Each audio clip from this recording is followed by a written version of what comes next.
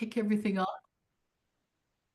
So, merci beaucoup, Tim, for coming to talk to us about your book, Unwinnable Peace. Hey, About, Pam, it's great to be here. Thanks very much for the invitation. no, thank you very much for coming. And I have to admit, so we've known each other for quite a long time. A really Um, long time. Yeah, a really long time. I don't really want to say how long. I'm now at the point where you get to the age where you start, talking about your years of experience and start thinking like, "Ooh, is this, starting to be a positive or a negative?" I mean, it is PAFSO's 60th anniversary this year. PAFSO 60, PAFSO 2025. And Congratulations. 1965 was a good year in a couple of ways. That's all I'm gonna say about it. Um, it's kind of it's interesting to think about what has gone on in the last 60 years. So you're our first breakfast webinar presenter for our this anniversary year. So we really appreciate you being here. And we've known each other for a long time. I also served in Afghanistan in 2003, 2004, and then in Kandahar in 2006. And I'm Tim interviewed me at the beginning of the book. So I am very familiar with the book, and I personally think that this is something that every Foreign Service officer should read.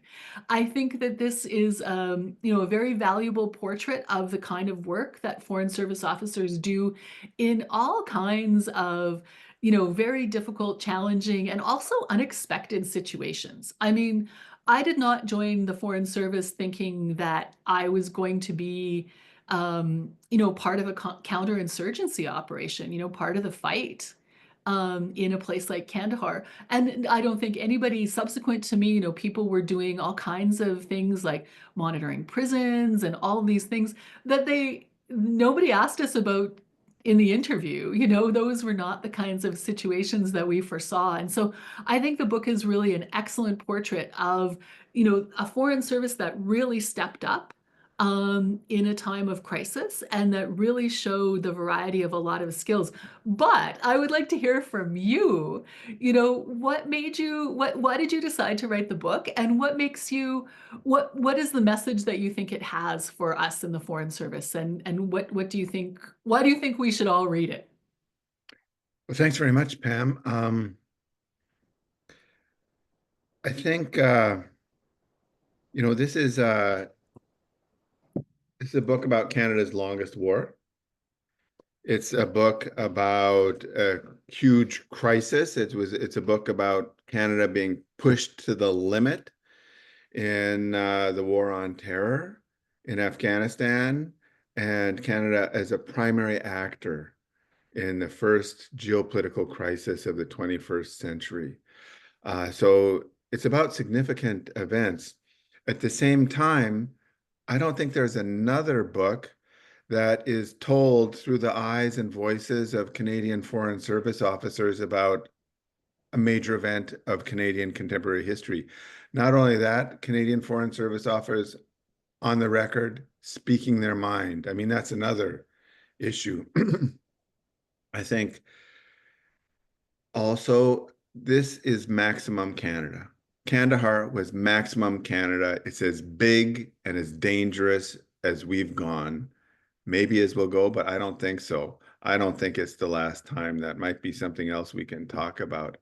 And I think there's lessons for the future, even if it'll be in a completely different piece and place in a different context.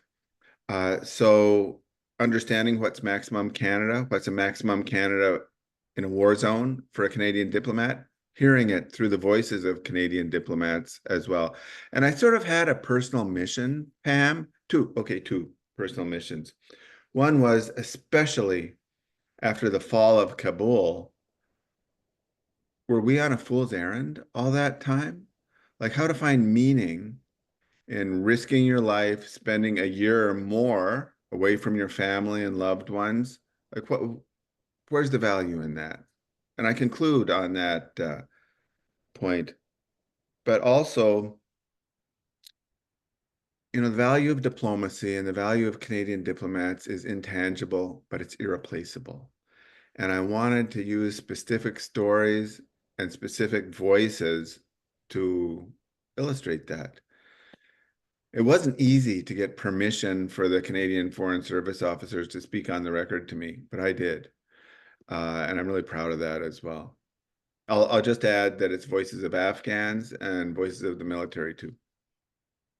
Yeah, yeah. Did you did Global Affairs in particular or the other departments that people were from, did they give you a hard time about getting people about giving people permission to speak, or was it more that people were shy to speak or, It reticent? took a long time.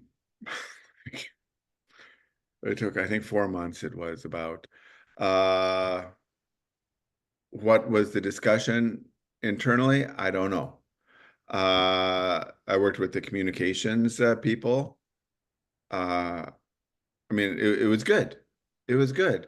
It This doesn't happen very often. I don't know another example of it. So it's probably, not an easy decision, and they had to consider it from all angles. At the same time, because this was in the past, it's about the period 2011, 2012, the last year we were there was when I was there as the last representative of Canada in Kandahar. Um, so it took time. It was a considered decision, but I think it would have been wrong not to let people speak about that, especially if you're risking your lives. And one of the things you probably noticed, Pam, when you were there, is the military has a lot more freedom to speak to the press than Canadian diplomats do. Uh, and I felt, I don't like that. And I thought this is good to have these voices being able to express themselves to the people of Canada. Um, so there's that. And I should mention also that there's a discount code for PAFSO for my book. So if you want to buy it, you can go to the website of my publisher. That's Tidewater Press. Just Google Tidewater Press. The book will come up right away. And if you're buying it in the promotion code, put PAFSO, PAFSO. Okay. I will, as you talk, I will Google and put that in the chat so that people Oh, can I've got it in the chat here. Let me put that in. yeah, okay. Okay. No, that's great. Yeah. Well, when I was there, when I was in Kandahar in 2006, I mean, Glenn Berry had been killed just like a month and a half before I arrived. And I kind of flew under the radar onto that assignment. I think they kind of forgot that I was going, even though I was right there in the division and, deploying myself basically, no one was hiding anything. But I didn't have some of those media restrictions that you guys had later. So Good. I just operated on the rules that we had used, being on posting previously, Hmm. which was that you could, if you wanted to speak for attribution or to do like an interview, you had to get permission, but that you could speak on background freely to journalists, to give a sense of what was going on and so on. So I did that for the whole time that I was there. And so you'll see, I mean, if you go back and read the some of the media reports from then, they'll say, um, an international official or like often that's me. Um, That's good, Pam. yeah, yeah. As a Canadian, I also feel that Canadians, citizens have a right to know these things from the people who are on the ground and know what's happening, so that we can connect our foreign policy with an informed citizenry. So it's fundamental, and I think it's unduly restricted. I think so as well. And I think that it harms, I mean, it harms not just the Foreign Service, but it harms our mission, to not give that context, to not have people understand really, some of the complexities of what's going on. I Totally. And from a professional point of view as well, like I was a foreign service officer for 30 years, and it's like a part of my core being and identity, being a diplomat. And I don't think Canadians really appreciate intangible yet irreplaceable nature of diplomacy for Canada managing its way through the world. No, no, it's true. So what do you think this, what do you think your experience in Kandahar and your observation of how the Foreign Service functioned? I mean, what does it show? Was there anything surprising that it showed you about, you know, the role of diplomacy, the importance of diplomacy, and what, civilian Foreign Service officers like us can do in situations like that? Well, that's a big question. Oh, that's a Uh, big question. and there's a couple ways to come at it. One is, there's some functions in stabilization and reconstruction that are properly military, and there's some functions that are properly civilian. And Canadian diplomats are trained, they know how to do it, they're skilled at going into other countries and working with civilian governments. So, for example, my job was to work with the governor of Kandahar. We had responsibility for a province. There was democratization and political and human rights responsibilities, and there were security responsibilities. Those civilian responsibilities were led by me as the representative of Canada in Kandahar. And at that point, there was a deliberate move by the government of Canada to establish a peer relationship between me as the senior diplomat and the commander of the Canadian military forces there. So one piece of it is civilian activities should be properly conducted by civilians. And diplomats, just like ambassadors lead a whole of government team in an embassy, uh, diplomats and public officials should be leading whole of government teams in other kinds of operations. There's that. And then let's drill down. I think this might have been after your time, but a huge problem was the uncontrolled movement and irregular movement across the border between Pakistan and Afghanistan. So part of the solution had to be regularizing the border and the customs and the movement of people and so forth. But so we had a big project to build and, make happen a proper customs crossing with security and immigration and that kind of stuff. But the problem was, and this was a thorny diplomatic problem, was compensating the tribes whose land it was. And inside that problem was another problem, and that was the Taliban recognized one clan as having the right to the land, and the government of Afghanistan recognized a different clan having the right to the land. So Canadian diplomats worked with the government of Afghanistan to sort this out so we could have a project that didn't blow up another conflict right on the Pakistan border between clans. So that's the kind of skill that's there. But there's other skills too, policing with the RCMP, building a police force with police values, because police are supposed to keep communities safe. They're not supposed to fight wars. It's a different skill set. And of course, development, reactivating the economy and humanitarian aid. All these things take specialized skills that are not properly the domain of the military. No, but I mean, I guess my question is, are they the domain of the rest of government either? Like in terms of you know, do we have those skills and capacities naturally? I mean, the way I ended up in Kandahar in 2006 was that I was the person responsible for the PRT and the Kandahar project in what was IRP then, right? Peace Right. support operations. And I had been in Kabul as the ISAF and then DCOM ISAF POLAD. And I went to do the recce. And when I went to do the recce, I realized and meet the future commander and so on, and to figure out what their needs were going to be, I realized, okay, you need somebody who has been a military POLAD before and someone who knows at least something about Afghanistan. And at that moment, that was a population of one in the entire federal government. I mean, like a lot of the training that people get, especially the first hats, those were those issues that people are dealing with were come from mistakes that I made in Kabul. where I got to a certain point where I was like, okay, I'm seeing a rifle that's been left somewhere, and it's like I want to secure it, I want to move it, but I don't handle weapons. I don't know about how you pick it up, how you all of these things that sound silly. And when I left, I came back and said, okay, we need to train people in some of this, or you're going to get yourself or somebody else killed. I mean, No, Pam, I totally agree with you. Um, and I think,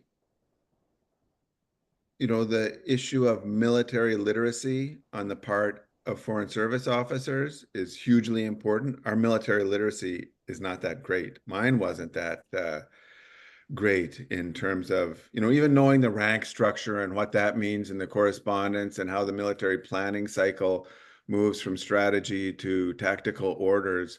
There's all these things uh, that we don't know enough about. I had to learn on the fly. You probably did too.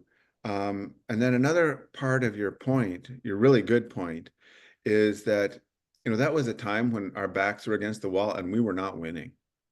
That's why all these casualties were coming in. It was a big surprise. The Taliban insurgent offensive was a big surprise with Operation Medusa and so forth.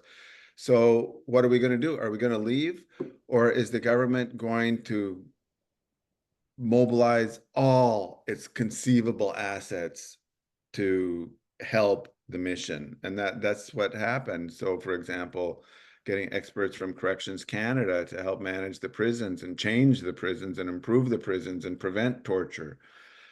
So we had to reach deep, but we reached deep and we found things.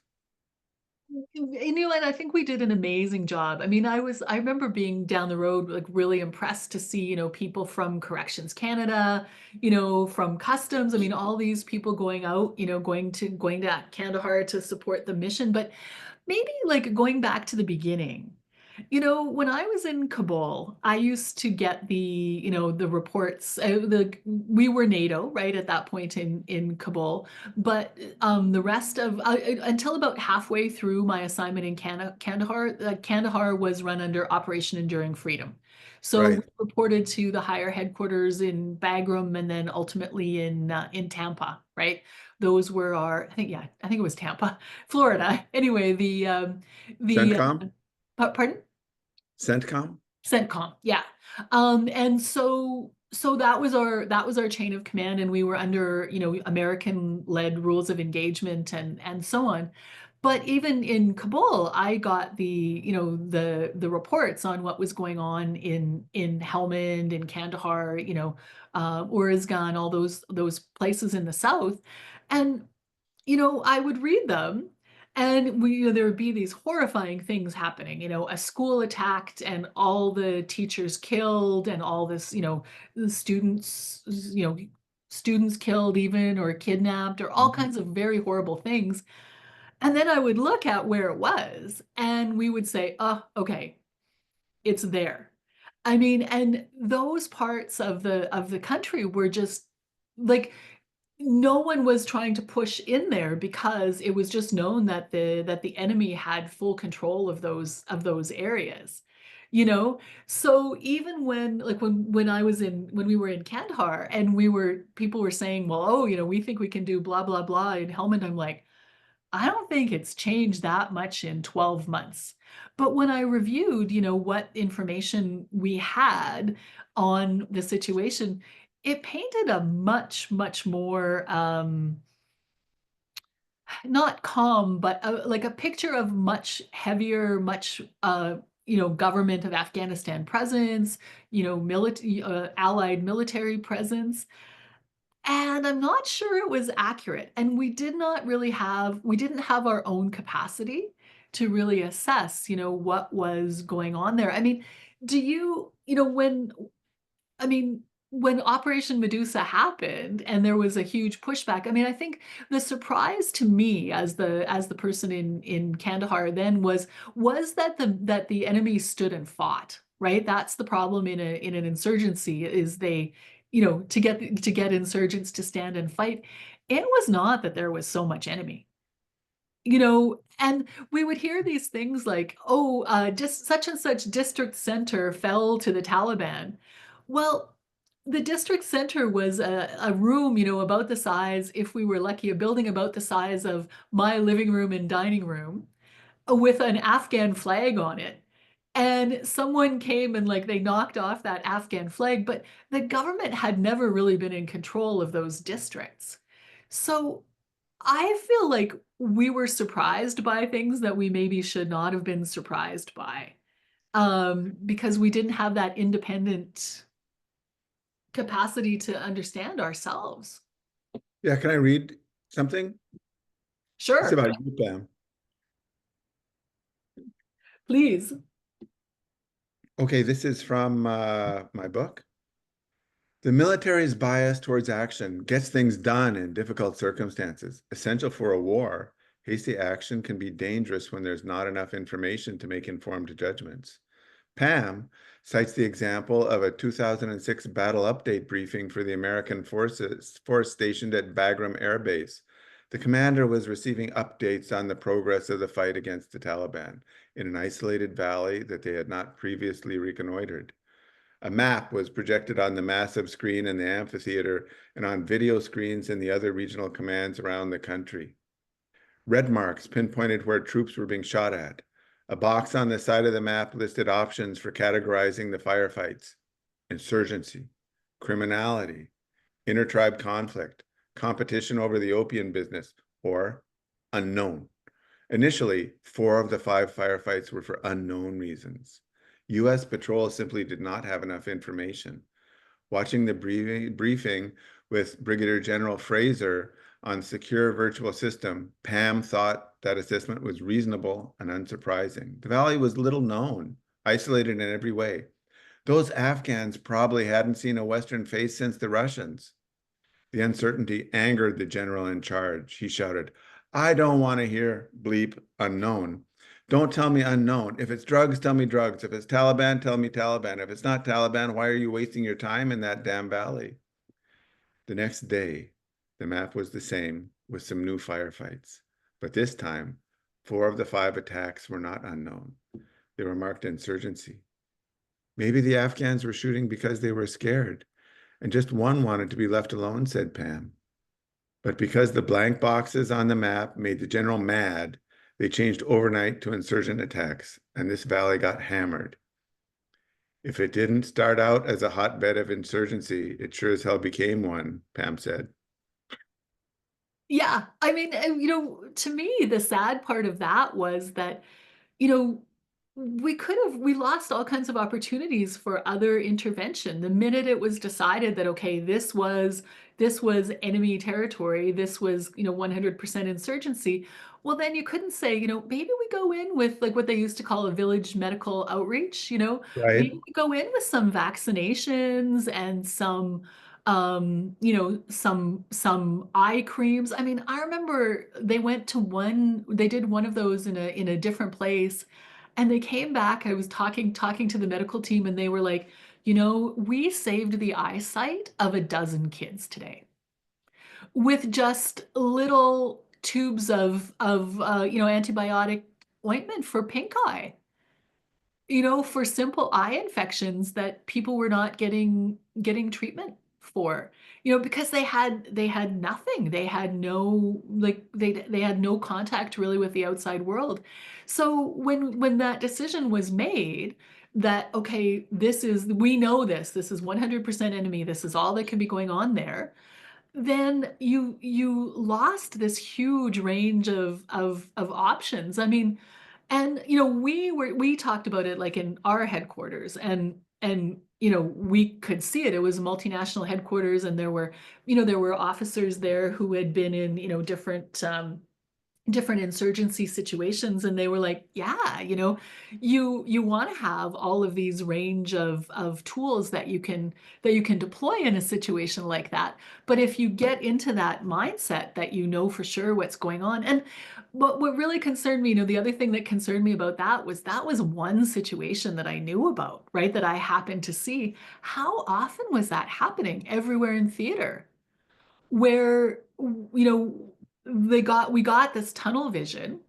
And, it was a lesson for me to see how militaries have that kind of groupthink, bureaucratic think, wanting to please the boss, frankly, not wanting to get yelled at in front of all your colleagues. But when, your weapon is not, sending off and has to email, your weapon is, a couple barium bombs and, some flechettes, like, that kind of thinking is I think very it's tragic in some ways, you know? Well, Um, it's such an important point, and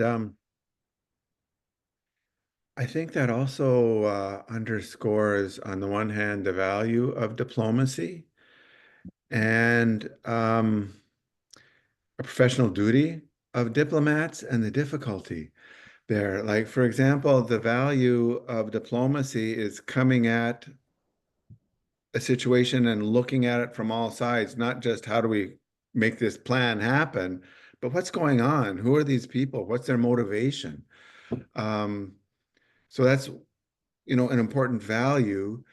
On the other hand, when you're in a big multinational campaign, you've got plans and orders, and there's not a lot of space for debate. Uh, and a diplomat's professional responsibility is to tell it like it is. Sometimes you're telling it confidentially, you're not, contradicting the government, but you got to say what you think is going on to the best of your ability. And I think there wasn't very much space for that. I And, mean, no. do you agree? I do agree. I mean, there was some, like I worked fairly closely with, there were US Polads also deployed at the base with their contingents and also in Bagram, like in the higher headquarters. And we sometimes would be able to get together to, kind of calm things down and get our commanders to, take a step back and look at things. But it was definitely it was putting the peanut on the track of the train sometimes, right? The system was not designed for that. Um, One of the things I learned, I take away from my personal experience is how important it is to have diplomacy bolted on to military capability in a robust way. We had a pretty good approach in with Canada. At the same time, we were leaving, and the Americans had surged in. So there's also that power differential between Canada and the United States that you feel very strongly, and different styles and approaches as well. So when we think of if this ever happens, well, I'll say, I mean, this is another debate we could have or discussion, let's say. When the next geopolitical crisis draws Canada in, I hope we can bolt together diplomatic capacity with military planning and do it in the field where the action is. yeah, yeah. No, yeah, I think I would hope that as well.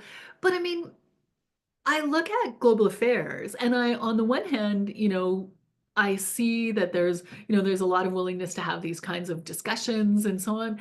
But at the same time, I also see that sometimes I wonder if our policy capacity, like just our understanding capacity and the time people have to really be able to study an area, to really get to know an area. I mean, there's some geographics where we don't even really have a desk officer assigned to all the countries. Like, what are we going to do? We decide that XYZ place is unimportant, but what are we going to do? We decided that Afghanistan was unimportant. I mean, that's how I ended up in Kabul in the first place. I was on assignment I was at the Office of the High Representative in Sarajevo, so I did the international stuff for them. So I did some of the liaison with S4, right, which was the NATO-led mission there. And then they needed my position got cut because it was a secondment. So I was looking for a job and they needed somebody in Kabul. And I had covered Central Asia and Ukraine before. So I knew a little bit about Afghanistan and I was available. And that's how I ended up there. And like the idea that I was like, okay, an Afghanistan expert was kind of ridiculous. But with the exception of one or two other people who'd covered Afghanistan from, say, Pakistan, um, I was kind of it, and I I feel like if we're going to be a global player, not necessarily go global power, but we're going to participate in international missions and be allied with great powers, we kind of need to have our own independent capacity to assess what we're getting into. And Definitely.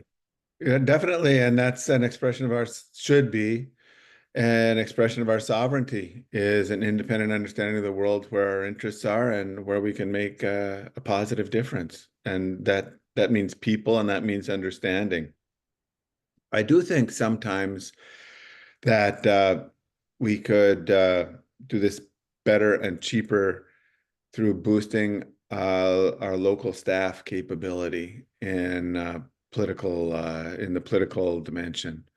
Um, anyway, that's just a reflection I have. Political officers, local LES political officers I've worked with have always been brilliant and helpful, and there's an optimal mix out there somewhere. yeah, yeah, I agree. Although I do think that you need to still have, Canadian experts who are able to assess the different things that are going on, right? I mean, Totally. one of the issues we realized fairly early on when I arrived at CAF was that most of the interpreters that were assigned to the base itself were from one sub-tribe. Right.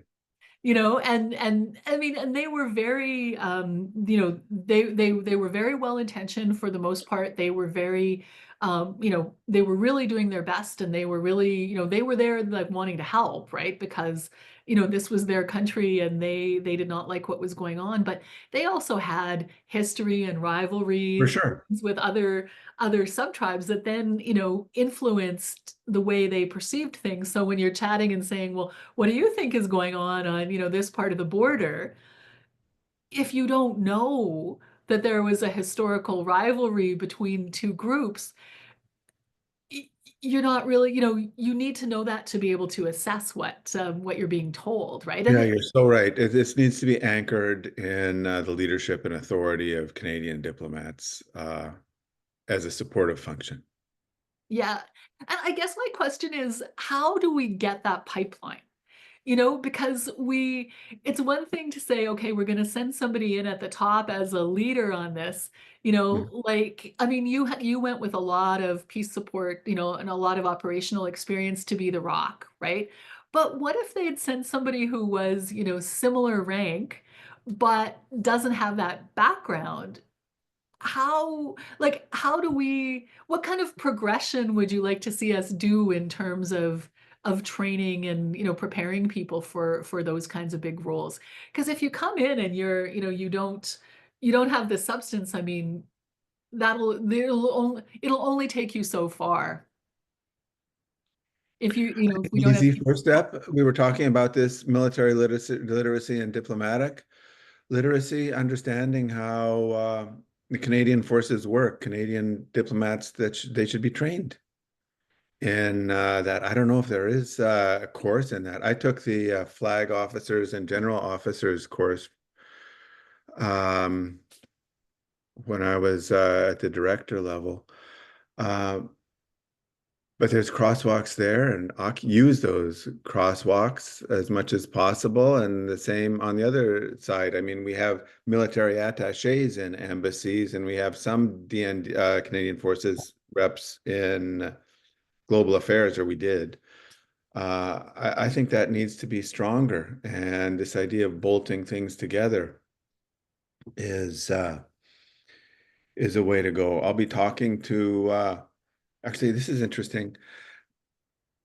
They I'll be talking to a book group of the RMC Royal Military College Cadet Corps coming up next week, I think it is, and they're worried about their knowledge and ability to lead in complex organizational environments, like whole of government environments. They're wondering about building capabilities just the same way as you're talking about for us, Pam. So there's a huge untapped potential for adding value by reinforcing these crosswalks and occupying them. Yeah, yeah. No, I mean that's making me think. I mean, maybe we should. I don't know if you've talked to CFSI. They're they're doing training for new FSs, and I'm wondering if this this should be maybe a course that is available through CFSI on working in Paul Mill, working in peace support operations, working in For these sure. capacities. Because I know, That's a like for great idea. myself. Well, go ahead. Sorry. No, that's a great idea. I love that idea. Yeah, yeah, maybe we can follow that up after. But and I'm looking at our folks who are out there with permission to talk. If you guys have thoughts on that or want to chime in, please use your little hand or type in the chat or on the Q&A button. We would love to hear from you. But what do you think? Like, do you think this will happen again, or do you feel like sometimes I wonder if maybe the system was feels like a bit burned by Afghanistan. I mean, I have to admit, quite frankly, in July, August 2021, I felt pretty burned. I was like, oh my God, like I had friends get killed there. I saw people being injured and, people, I mean, especially soldiers coming back, like, you know, even if they didn't have physical injuries, just not the same. Um, I didn't have PTSD, but I think I did have what they used to call operational stress injury. I took a year of leave without pay. I'd planned that before I went to Kandahar. But honestly, if I hadn't planned it, I probably would have needed to take leave. I was just so exhausted. And I don't think, it was a very positive experience, but I don't think I'm not the same person as I was when I went into that. And, then to see everything just fall and we're done, we're gone, too bad for all of you. There's nothing we can do, which, okay, I know that that's not quite fair. I know Canada has been speaking out on what's been going on in Afghanistan, but do you think that like we as a system have the willingness and the capacity to do this again? And, if so, where do you think the next thing will be? Do you like it? And that's Um, hard to I think predict. I would use the word feel instead of think. Uh, Yes. do I feel it? Yes, because of my, I think every 15, 20 years, something happens. Mm, And we have a place in the world, we're an ally, we're engaged, and right now we're probably under pressure for not having the capabilities we need, and we'll need to prove that again. Um, I think the Middle East, mm, Israel, Palestine, like historically, international operations have been required there because the parties can't solve the problem. yeah.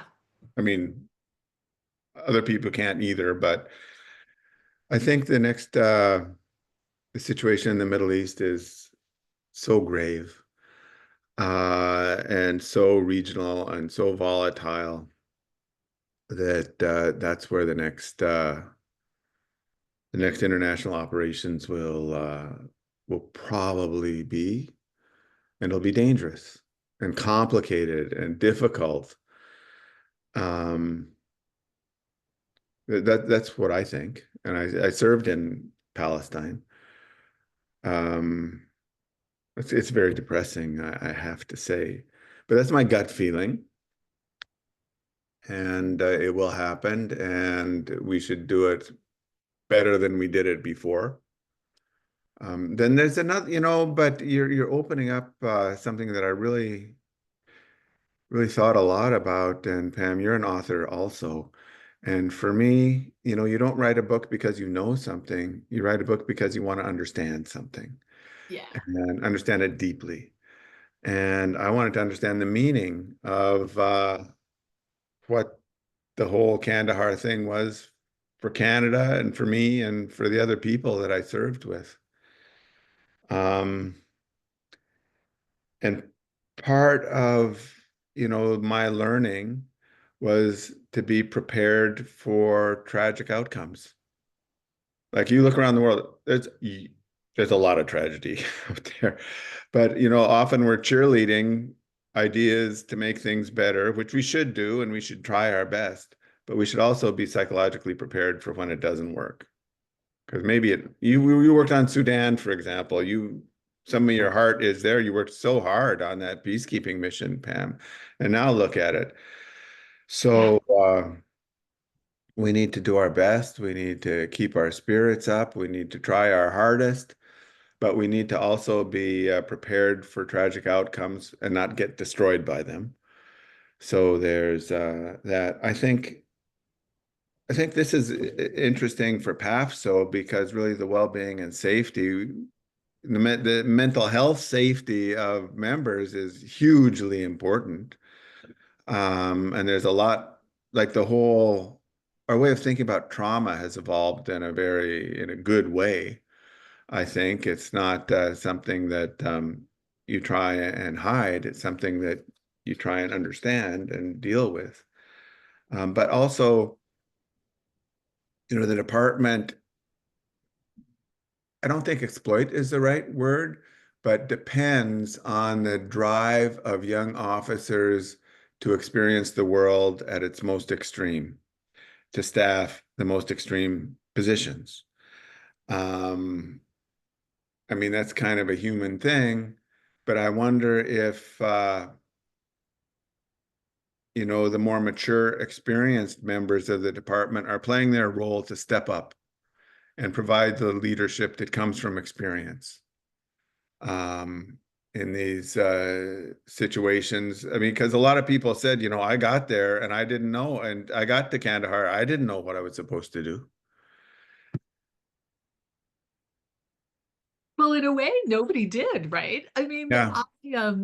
one of my jobs more in Kandahar than in Kabul, but one of my jobs was to sign off on the targeting list. Hmm. And I went to I mean, I didn't make any decisions. I just looked at it and, assessed for political implications, that they might not have seen. But when I went to do the training for the headquarters that was going in 2008, I guess, um, they asked me to play the role of both the ISAF POLAD and the Regional Command South POLAD because the someone couldn't be there for a day or whatever.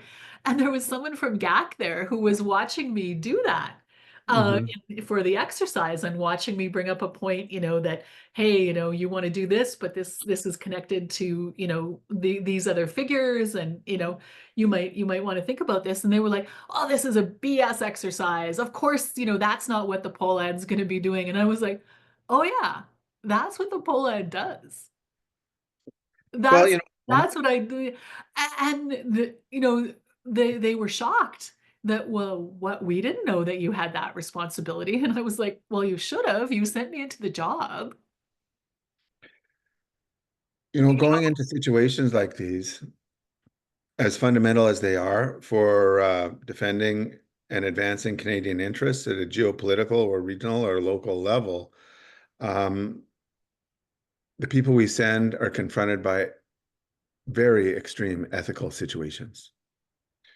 Life and death situations. Something I was always worried about was the closer we got to an Afghan, whether it's me going to meet somebody or whatever, the more they became a target for assassination. And most of the people I worked with got assassinated. Me too. Yeah. Um, so I had no idea about that. And so that's one example of, or working with people who are torturing other Afghans in the basement. So, working through those ethical issues and anticipating them and thinking about them in advance, I think is important for working in conflict situations. Of course, colleagues in the International Committee of the Red Cross and so forth, they go through this stuff too. Um, but these, I think there's also a role for PAFSO in considering these things. I know you've been working on that. I don't know, I'm losing the What, track of the what, discussion a so little bit. what would you like to see PAFSO do? I mean, I'm willing to bring up, the uncomfortable pieces of these things because honestly, I had the feeling when I was, well, not just on that assignment, but in other assignments. I mean, in Bosnia, in my first posting in Nairobi, I just had the feeling sometimes that the system just did not want to know about a lot of the things that we were facing in the field. That like I there were one or two things in Kandahar. I won't get into them for this, but where I heard about things perhaps from other because I was the multinational POLAD, right? I also gave advice to the Danes and the others that were in the mission if they felt that I could help them. And there were a couple situations that came up and I was like, okay, I have no idea who I know I can't go back to Ottawa with this because their heads will just explode. They are just not prepared to know what is going on in a fairly brutal counterinsurgency operation. And so I went, that was then when I went to my other military POLAD colleagues. I went to you know, ISAF HQ or to the ICRC sometimes, to get advice on, okay, this is a war situation that would be hard to explain what they're talking about. What is ethical in a situation where you are allowed to kill people? Right. You Um, know? maybe something that would be fun. Maybe fun's not the right word. But PAFSO working with AMCAN, the retired heads of mission, they navigating personal and ethical dilemmas for, in the exercise of Canadian diplomacy, kind of a restricted, that Chatham House rules there. Uh, discussion of people who've been in it a long time and people who are, building their career to talk about that. Something that really was hard for me was when an LES died in Palestine on when we had a very intense set of activities, and then in a crisis situation, how to project concern for well-being of locally engaged staff who are in the crisis situation. And I think there's a lot of things like that where, not because we know better, but because we've seen it, people have been in the service for a long time. And you have a lot to say about this, Pam. It would be interesting to have exchanges on that. Yeah, yeah. I mean, I guess the problem is doing things in an atmosphere of, enough confidentiality and trust to get people to speak really honestly. Yeah. Um, because if you start off something like that and then you just sort of get people who only give you platitudes, I think sometimes it can be even worse. No, You if it's not honest, forget it. Yeah. Yeah, yeah, and it's hard to be honest about some of those things, It's like they really are serious issues. I see Hannah has her hand up. Hannah, would you like to talk? Go ahead. Yeah, I was just going to say, so I was in Kabul from 2018 to 2020. So when the pandemic started, we were evacuated. And so it was definitely a different context of the war that we were facing. But I think the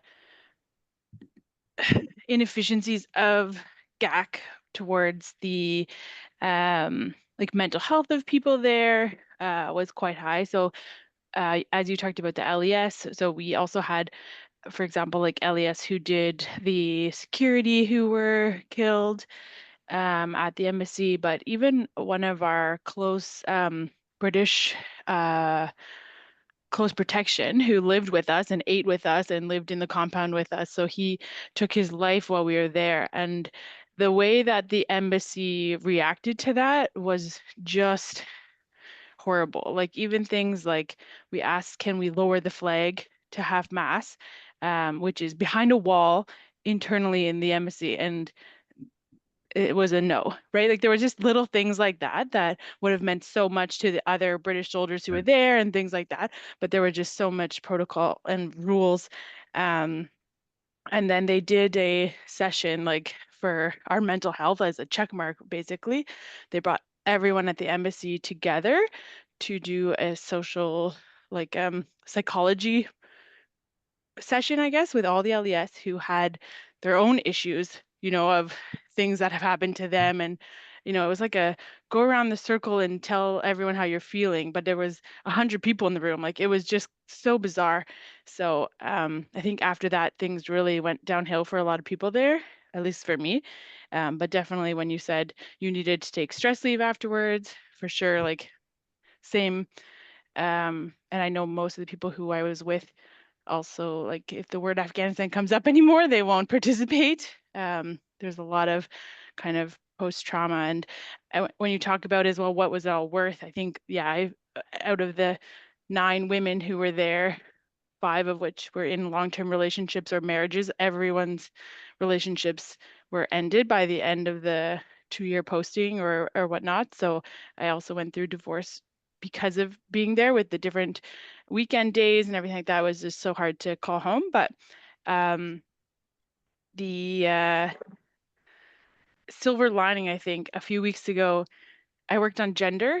So that's also was huge heart, knife to the heart when everything fell apart in August 2021. But a few weeks ago, the girl who did my eyebrows, who would come to the embassy, right? So very, like just a girl who she spoke English and she would come. So she messaged me a few weeks ago, and she said she's still in Kabul and she's teaching girls online in secret from Kabul. So it was kind of like that little silver like thing that I thought, or the silver lining that I thought, okay, like everything wasn't in vain. There are still people working underground, continuing and trying to make it better for the next generation. And that's what she said. So um, that's the little bit of hope I still have. For most of the people have left that I worked with, but for the few people who are still there, that was kind of my silver lining, that it wasn't all in vain, that there's still people trying to make it better.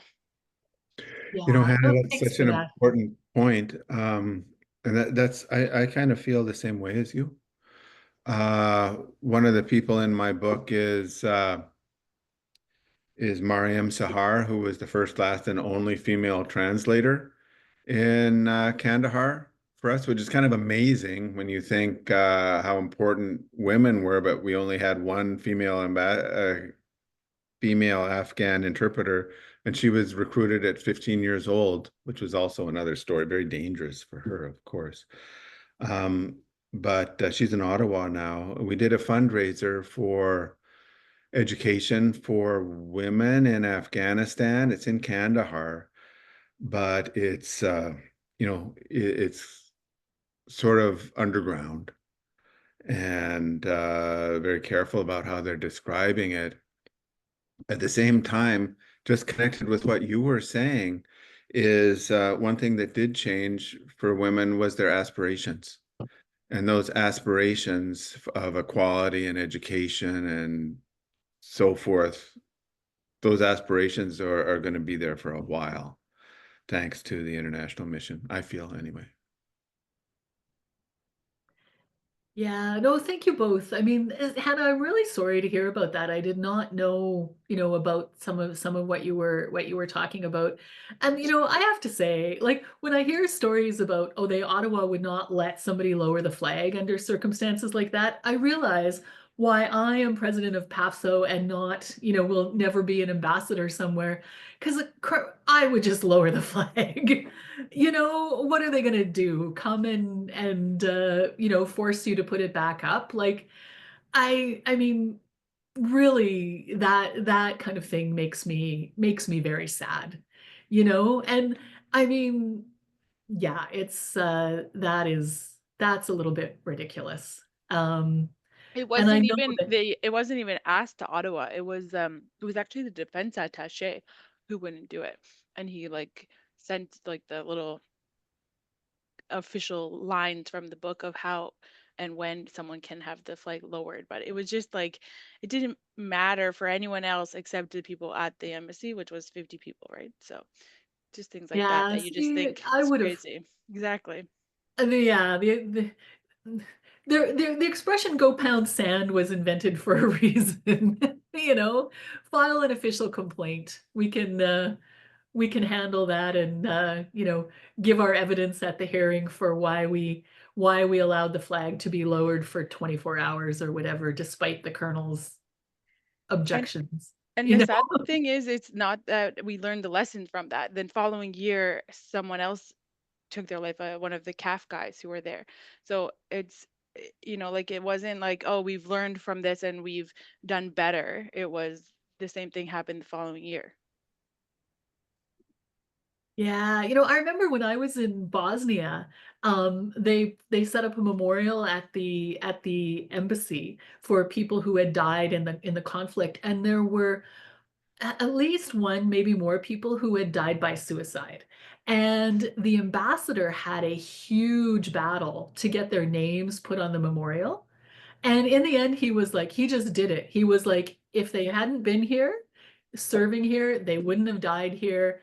End of discussion. I don't care what you want. Those names are going on the memorial. And, you know, I like that energy. It's like I think that sometimes we need to be willing to do the right thing in these circumstances. And when I hear stories like this is the kind of thing that kind of gives me pause to think like, do we have that energy in our system? Do we have that willingness? These small things are kind of a tip of or not small, but micro, like small examples, you know what I mean? Of small scale kind of situations where you're dealing with an individual situation. This shows you how the system deals with bigger things, you know?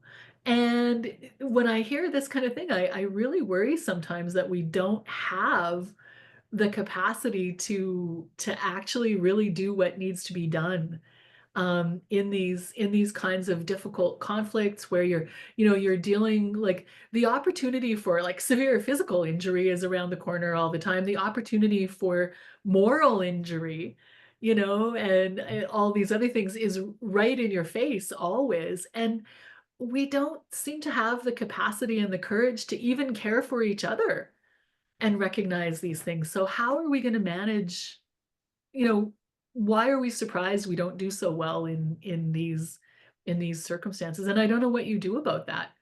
Sorry, Tim. I'm editorializing Oh, I your mean, point. another dimension of that is what it's like to work for an extended period of time in a environment of extremely high ambient violence. It changes you. I mean, probably changes the chemistry in your brain when you're always in a fight or flight mode. So Mm. yeah, it's big. And it's kind of it's an issue at a organizational culture level too. Mhm, mhm. Well, and I think that you also realize like you do need to have those external like checks and balances. I mean, I look back on some of the reports that I wrote, in particular from Kandahar, where I was part of the fight, right? Like I was not in a diplomatic role. I was there to deploy political means in service of military operations, right? And some of the reports and the things that I wrote, about the enemy and all, I look now and I realize like I I don't have the same perspective now as I did, but I was in the soup, I was in an environment where you were allowed to kill people, where like, we were looking at things like, minimizing deaths as opposed to, avoiding deaths. And now I look back with my civilian, peacetime perspective, and I'm like, whoa, I was not the one who had the capacity to be making I mean, I wasn't making many decisions, right? I was an advisor, and that was that's a different thing. But if I had been asked to be making those decisions, I don't know that I would have made better ones than the military did, or than, other people did. Um, if I could just pick up on that, Pam, and Hannah was talking about how it feels knowing how things turned out in Afghanistan. It doesn't feel good. Um,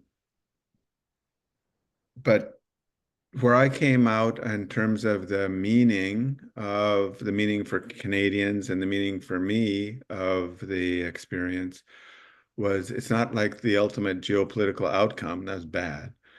Um, but we how did we deal with the extreme difficult issues we were faced with on the ground?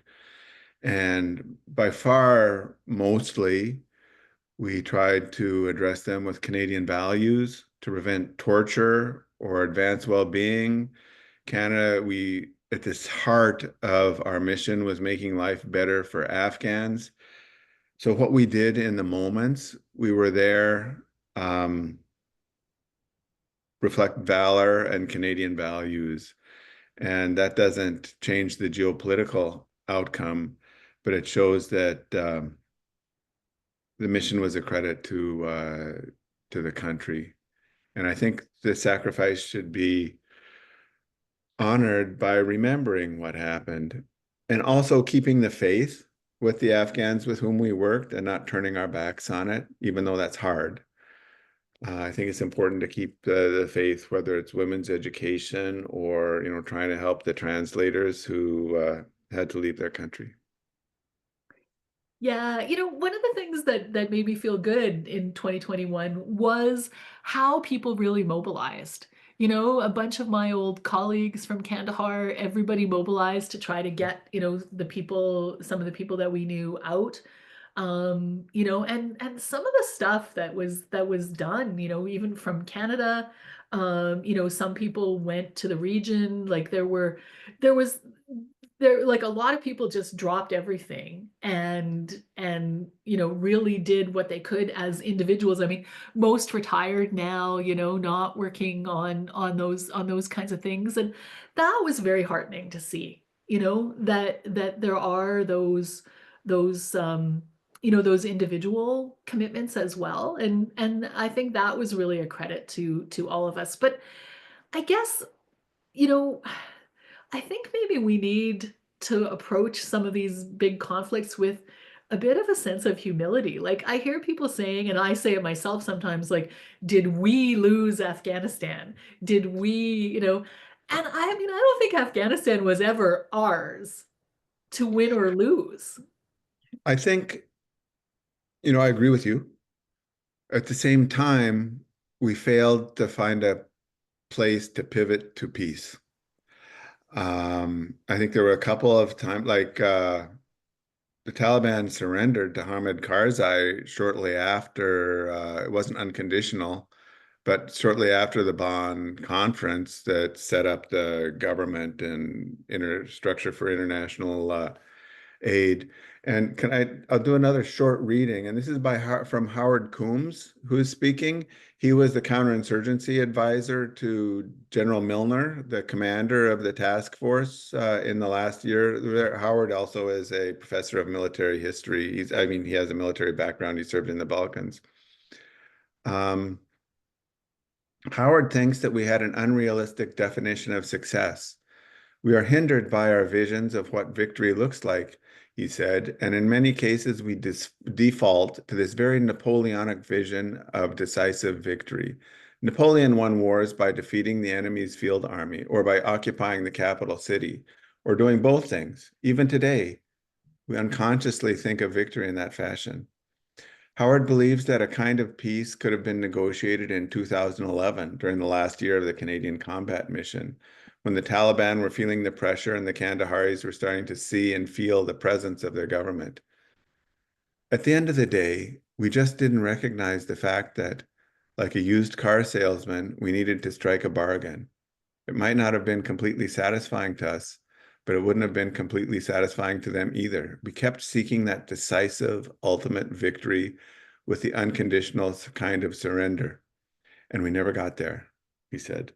So I think also that's sort of a diplomatic value, and we didn't work on it. I wish we did. but finding a pivot to peace. And the conditions were there at that time. But also, I don't think the NATO had the political agility at the level of the North Atlantic Council to make that decision and get it to happen. No, true. And I mean, even earlier, I always kind of felt like Kandahar, like Afghanistan South was kind of being used as a bit of a laboratory for, different theories of economics and military things Mhm. by some agencies. Like, I remember meeting with the IMF and World Bank people who were coming to town, and we were talking about, different economic things that could be done to get people away from growing poppy or, buy support for the government. And, there were all these roadblocks being put up by all these agencies that said, no, no, no, like you can't do anything that looks like you're heading them toward like any kind of a socialist type economy, or making them dependent on money. It has to be, pure market forces doing, I mean, I'm oversimplifying because not an economist and don't understand the details, but like I remember thinking, in the short term, isn't the goal to kind of get everybody to stop fighting and start seeing some benefits to life in peacetime, a life without growing opium, ideally, and so that the Afghans can decide how they want that to look for themselves, and not just be struggling to survive and at the mercy of whoever comes through scaring them or bribing them. But Well, I know another dilemma was the people we worked with were warlords, a lot of them. And so the whole question of legitimacy for the government was a hard one. yeah, We didn't, there, the government of Afghanistan did not convince the people of Afghanistan of its legitimacy. yeah, yeah, I mean, and yeah, that's I mean, What without do you that, do about that, of course? pardon. I mean, it's unanswerable what you do as an external party in that situation. Or Yeah, hard to describe. yeah. So Tim, maybe I could ask you a final question before maybe, and then maybe I'll ask for comments from the group, and then maybe if you wouldn't mind, we could turn off the recording at the end for a couple minutes just in case Sure. there's any sort of more Chatham House things people want to say. But after everything that we've discussed, I mean, maybe this is complicated, but if, in a hypothetical situation where there was another similar mission, say, trying to, implement a peace deal in, Gaza or, reconstruct things in that part of the world, or, one of those things, what what are like three things you think, lessons learned that you think we should take forward from, what we experienced in Afghanistan? What was, what was good that we would want to keep, what would we want to start and what would we want to let go of? Okay, here's three things. One, peer relationship between a civilian mission head and a military mission head. Get in the prisons where the human rights problems are the worst, uh, and clean that up. Here I'm going to open a little parenthesis. When I asked people in Kandahar what they'd remember about Canada, they said, we'll remember that through your visits to the prisons and your interviews with the detainees, you showed you respected the dignity of your adversary. And that was important to them because everybody had somebody in prison. Palestinians all know somebody who's in prison. So go to those prisons with civilian capabilities and get them to international standards. Um, and have a generous logistical movement capability supported by the military to get around in non-permissive, to use a poor term in dangerous environments. So peer group relationship at leadership level between the military and the and foreign affairs or global affairs. Um, Focus on prisons and human rights in practical ways, not lecturing people to change the way they see the world, but in practical ways, and adequate, safe, logistical movement capability and accommodations in where the action is. Yeah, excellent. No, I would agree with that for sure. I mean, and the other thing I would add is, you know, take the time to know the key leaders of on the conflict on the ground. Because, Yes. you know, in those kinds of places, those kinds of situations, the personalities are key. I mean, you can have the best plan in the world, but if it runs counter to the personality of the person that needs to be your partner in implementing it, you probably should come up with something else, you know? Yeah, and I mean, one other thing is wars should end with peace agreements. So be conscious and active and alert to opportunities to pivot to peace. Um, Yeah. you don't know where those will be, but if you're not looking for them, you won't find them. Yeah. Yeah. Go in already looking for, you know, knowing what a way out will look like or an end Right. to it will look like. And Yeah. work it. Yeah. No, that makes sense. That makes a lot of sense. Folks, does anyone have any comments or questions that you want to ask Tim? Still on the recording? Um, if so, you are very welcome. I'll give everybody a couple seconds to find the right, and Okay, there's the book, Unwinnable Peace. please check out my book. It's the perfect gift for that brother-in-law who thinks diplomats only go to cocktail parties, and for your niece who wants to be a general and your nephew who wants to be an ambassador. I'll also add that it's my second book following my novel, Moral Hazards. Yes, which deals with a lot of the themes that we've talked about here as well, right? Yeah, Yeah. yeah. Also a very fun read, if you like thrillers and psychological stuff as well. Okay, so thank you, everybody. I'm not seeing any questions, so I am going